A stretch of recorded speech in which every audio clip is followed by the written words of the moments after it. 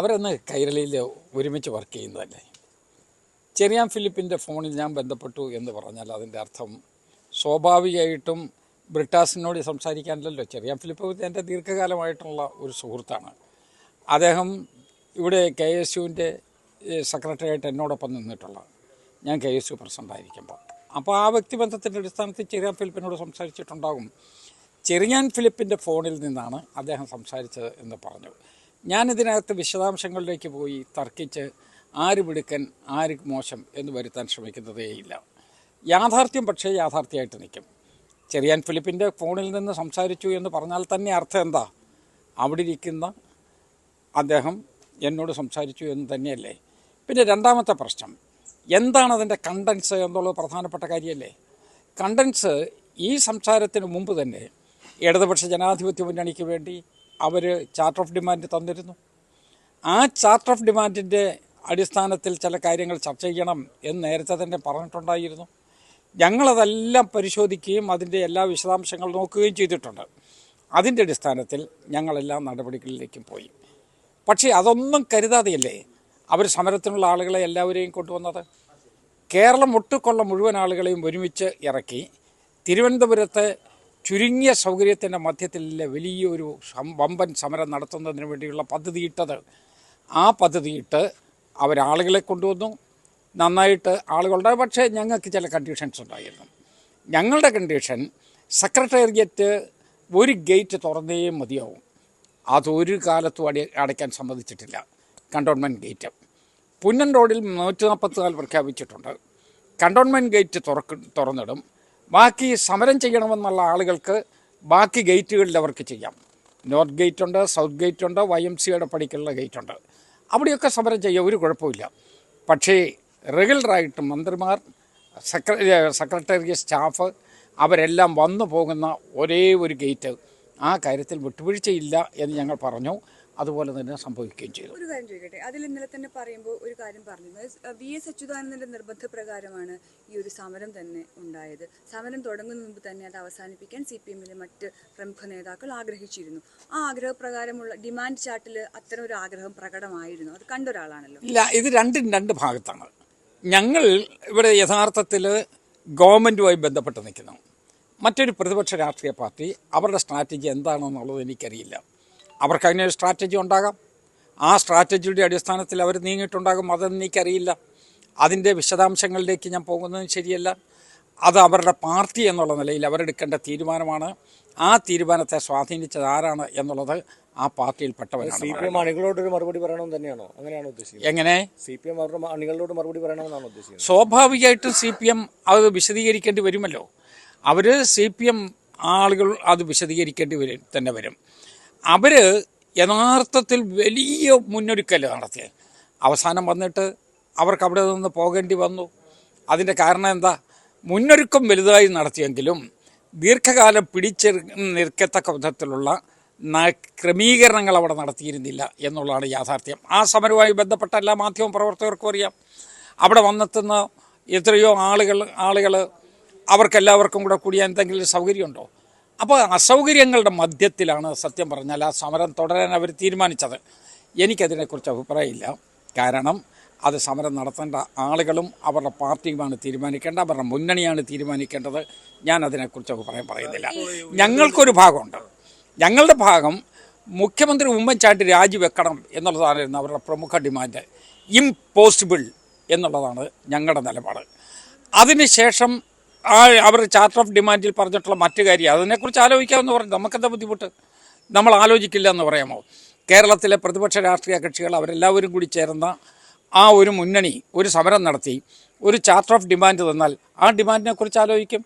അതിനുശേഷം മിച്ചഭൂമി സമരം എന്ന് പറഞ്ഞ മാർക്സിസ്റ്റ് പാർട്ടി ഒരു സമരം നടത്തിയല്ലോ. ആ സമരം സത്യം പറഞ്ഞാൽ ഒരാലോചന വേണമെന്ന് എന്നോട് തന്നെ പ്രധാനപ്പെട്ട മാർക്സിസ്റ്റ് പാർട്ടിയുടെ നേതാക്കന്മാർ പറഞ്ഞു. അത് ആ സമരം തീർന്നില്ലേ? അപ്പം സമരം ആരംഭിക്കും. സമരം അഡ്ജസ്റ്റ്മെന്റ് ആണ് നടന്നത്. ആരുമായിട്ടുള്ള ആ അഡ്ജസ്റ്റ്മെന്റിന്റെ പേരിൽ എന്താണ് ഞങ്ങൾ അങ്ങോട്ട് ചെയ്തതെന്ന് ആലോചിച്ചോ? ഞങ്ങൾ എന്തുദ്ദേശിച്ചോ ഒക്കെ നടന്നിട്ടുണ്ട്. ഞങ്ങൾ അവർ ഡിമാൻഡൊക്കെ അവരുടേതാണ്, സമരം അവരുടേതാണ്. പക്ഷേ ഒരു മുന്നണി എന്നുള്ള നിലയിൽ, UDF എന്നുള്ള നിലയിൽ ഞങ്ങൾ എന്തൊക്കെയാണ് ലക്ഷ്യം വെച്ചത് ആ ലക്ഷ്യത്തിൽ തന്നെ അത് മുന്നോട്ട് പോയി എന്നുള്ളതാണ് ഗവൺമെൻറ് കാണിച്ചിട്ടുള്ള കർമ്മരാസ്. പക്ഷെ അവരൊരു പ്രതിസന്ധിയിലായപ്പോൾ സർക്കാർ സഹായിച്ചില്ലേ? ഫലത്തിൽ അങ്ങനെയല്ലേ ആ സമരം ഒത്തുതീർന്നത്? അങ്ങനെയല്ലേ മനസ്സിലാക്കുന്നത്? അല്ലല്ലല്ല, അവർ പ്രതിസന്ധിയിലായി എന്നുള്ളത് സമ്മതിച്ചല്ലോ. പിന്നെ ബാക്കിയുള്ള കാര്യം ഞാൻ പറയുന്നില്ല. ഈ കെ മാണി മുഖ്യമന്ത്രിയാക്കാനുള്ള ഒരു നീക്കം നടന്നു എന്ന് പറയുന്നുണ്ട്, അത് എത്രത്തോളം ശരിയാണ്? എനിക്കതിനകത്തൊന്നും പങ്കാളിത്തമില്ല. അത് യഥാർത്ഥത്തിൽ ഇവിടെ ഞാൻ നമ്മളുടെ നന്ദകുമാർ പറയുന്നതാണ് ഞാൻ മാധ്യമങ്ങളിലൂടെ കേട്ടത്. അത് അദ്ദേഹം വിശദീകരിക്കട്ടെ. ഒരു കാര്യം ഉറപ്പാണ്, ഉമ്മൻചാണ്ടി ആ കാലഘട്ടത്തിൽ ഉമ്മൻചാണ്ടിയെപ്പോലൊരു മുഖ്യമന്ത്രി അല്ലാതെ ആ ഗവൺമെൻറ് മുന്നോട്ട് പോകാൻ സാധ്യമല്ല. തിൻ മജോറിറ്റിയല്ലേ ഉള്ളൂ, ചെറിയ മജോറിറ്റി. 2 പേര് അവിടെ അച്യുതാനന്ദൻ തന്നെ നിയമസഭയിൽ പറഞ്ഞിട്ടുണ്ട്, 2 പേര് ടോയ്ലറ്റിൽ പോയ ഈ സർക്കാർ വീഴും എന്നല്ലേ അദ്ദേഹം പറഞ്ഞത്. അങ്ങനെ ഒരു സർക്കാരിനെ 5 കൊല്ലക്കാലം നടത്തിയ ശ്രീ ഉമ്മൻചാണ്ടിയെക്കുറിച്ചൊരു നല്ല വാക്ക് എല്ലാവരും പറയേണ്ടതല്ലേ? അതല്ലേ സത്യം? കെ മാണിക്ക് മതിയായ യോഗ്യത ഇല്ലായിരുന്നു എന്ന് തന്നെയാണ് പറയുന്നത്. അല്ലല്ലല്ലല്ല, ഉമ്മൻചാണ്ടി മുഖ്യമന്ത്രി ആയിരിക്കുകയാണ്. ആ ഉമ്മൻചാണ്ടി അവിടെ നിന്ന് മാറ്റണം എന്ന് മാണി സാർ ആലോചിച്ചിട്ടുണ്ടോ എന്ന് എനിക്കറിയില്ല. അദ്ദേഹത്തിൻ്റെ സ്വഭാവത്തിന് ആലോചിക്കാൻ സാധ്യതയില്ല എന്ന് തന്നെയാണ് എൻ്റെ വിശ്വാസം. പിന്നീട് അദ്ദേഹത്തിൻ്റെ ഭരണശേഷം വന്ന കാര്യങ്ങളാണ്, ഞാൻ അതിനെക്കുറിച്ചൊന്നും പറയുന്നില്ല. ഒരു കാര്യം കൂടി, ആ നേരത്തെ പറഞ്ഞ വിഷയത്തിൽ തന്നെ ഒന്നും കൂടി ചോദിക്കുകയാണ്. ഈ സോളാർ കേസുമായി ബന്ധപ്പെട്ട് ഈ പ്രശ്നങ്ങൾ ഉണ്ടാകുമ്പോൾ TP ചന്ദ്രശേഖരൻ വധക്കേസുമായി ബന്ധപ്പെട്ടാണ് പിന്നീട് ഇതിനൊരു കണക്ഷൻ പറയുന്നത്, ആരോപണങ്ങൾ ഉയരുന്നത്.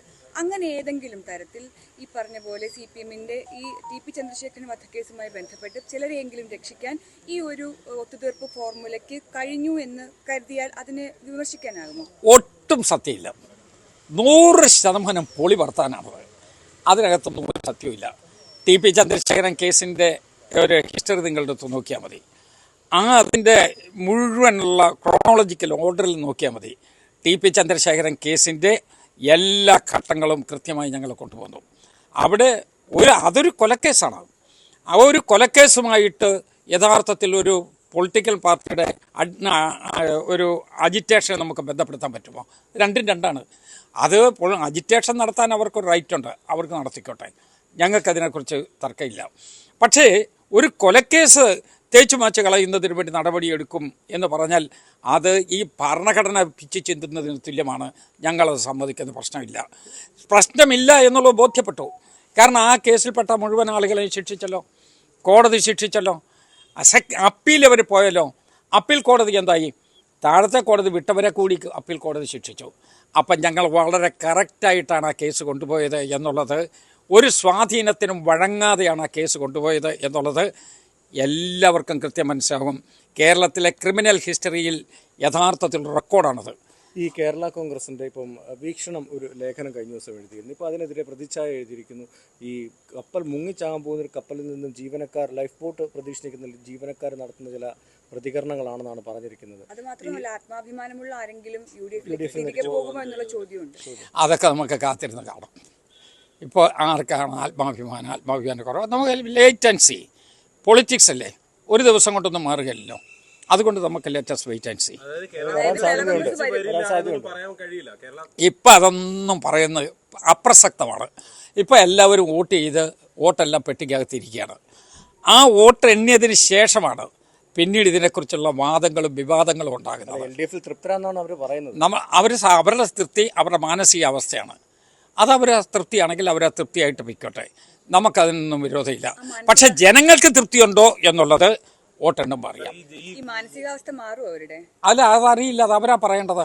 ഞാൻ പറയുന്നത് ഘടകകക്ഷികൾ എന്നും പരിഗണിച്ചിട്ടുള്ളത് UDF ആണെന്നാണ് ആ ലേഖനത്തിൽ പറഞ്ഞത്. അത് എത്രത്തോളം ശരിയാണ്? അത് 100% ശരിയല്ലേ? അതൊക്കെ കറക്റ്റാണ്.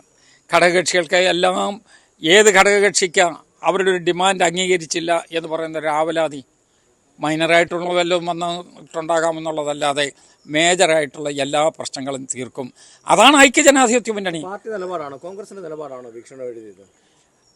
അത് നമ്മുടെ പ്രതിപക്ഷ നേതാവ് അദ്ദേഹം വളരെ കൃത്യമായി വിശദീകരിച്ചു. ഒരു കാര്യം കൂടി, ഇതിൽ ഈ വീക്ഷണത്തിൽ ഇപ്പോൾ മറുപടി പറയുമ്പോൾ, പ്രതിച്ഛായ മറുപടി പറയുമ്പോൾ വേറൊരു കാര്യം കൂടി പറയുന്നുണ്ട്. അതായത് ഈ LDF-ന് നേട്ടം ഉണ്ടാക്കാൻ കാരണമായത് കേരള കോൺഗ്രസ് എമ്മിൻ്റെ രാഷ്ട്രീയ നിലപാടാണ്. അതായത് UDF-ന് മറുപടി നൽകുന്നതിനൊപ്പം തന്നെ രാജ്യസഭാ സീറ്റ് അടക്കമുള്ള കാര്യങ്ങൾ മുന്നിൽ നിൽക്കുമ്പോൾ LDF-നെ ഓർമ്മപ്പെടുത്തുന്നുണ്ട് ചില കാര്യങ്ങൾ, എങ്ങനെയാണ് രണ്ടാം സർക്കാർ അധികാരത്തിൽ വന്നതെന്ന്. അപ്പോൾ എനിക്ക് അതൊരു സമ്മർദ്ദ ശക്തി അതിന് UDF-നെ ബലിയാക്കുന്നു എന്ന് ഞാൻ കരുതുന്നുണ്ടോ? നമ്മളെ സംബന്ധിച്ചിടത്തോളം നമ്മളൊരു മുന്നണിയിൽ വളരെ സംതൃപ്തരായി പോയിക്കൊണ്ടിരിക്കുകയാണ്. ഇതിനകത്തൊരു അലങ്കോലമില്ലാതെ പോവുകയാണ്. മുന്നണി നേതൃത്വമുണ്ട്, അതിൻ്റെ രാഷ്ട്രീയ കക്ഷികളുടെ സമുന്നതരായ നേതാക്കന്മാരുണ്ട്. അതിന് പുറത്തുള്ള ഈ മുന്നണിക്ക് നിന്നും ആ ഒരു ശക്തമായ രൂപത്തിലുള്ള പിന്തുണ കൊടുത്തുകൊണ്ടിരിക്കുന്ന ആദർശനിഷ്ഠയുള്ള നല്ല നേതാക്കന്മാരുണ്ട്. ശ്രീ AK ആൻ്റണിയെപ്പോലെ എല്ലാവരും ഉണ്ട്. അതുകൊണ്ട് ഞങ്ങൾ സംതൃപ്ത കുടുംബമാണ്. ഇനി അതിനകത്ത് ഞങ്ങളൊരു ഒരു പ്രശ്നത്തെക്കുറിച്ച് വിവാദമുണ്ടാക്കി അതിനകത്ത് കുഴപ്പമുണ്ടാക്കാൻ ഞങ്ങൾ ആഗ്രഹിക്കുന്നില്ല. അത് കൃത്യമായിട്ട് പോകട്ടെ. പിന്നെ ഇനി ഏതെങ്കിലും ഒരു ടേണിംഗ് പോയിൻ്റ് ഉണ്ടെങ്കിൽ ആ ടേണിംഗ് പോയിൻ്റ് എവിടെയാണ്? വോട്ടെണ്ണിക്കഴിഞ്ഞതിന് ശേഷമാണ്. വോട്ടെണ്ണുന്നതിന് മുമ്പുള്ള വിവാദങ്ങളൊക്കെ അനുമാനങ്ങളും ഊഹക്കച്ചവടങ്ങളുമാണ്. ആ ഊഹക്കച്ചവടത്തിൻ്റെ അടിസ്ഥാനത്തിൽ ഒരിക്കലും നമുക്ക് ഒരു തെരഞ്ഞെടുപ്പിലെ സ്ട്രാറ്റജി നമുക്കുണ്ടാക്കാൻ കഴിയില്ല. അതുകൊണ്ട് ലെറ്റസ് വെയിറ്റ്, നമുക്ക് ലെറ്റസ് വെയിറ്റ്. അപ്പോൾ അറിയാമല്ലോ ആരെവിടെ, ആർക്കൊക്കെ എന്തൊക്കെ, അതിനെക്കുറിച്ച് ആ തലത്തിൽ നിന്നുകൊണ്ട് നമുക്ക് സംസാരിക്കാം.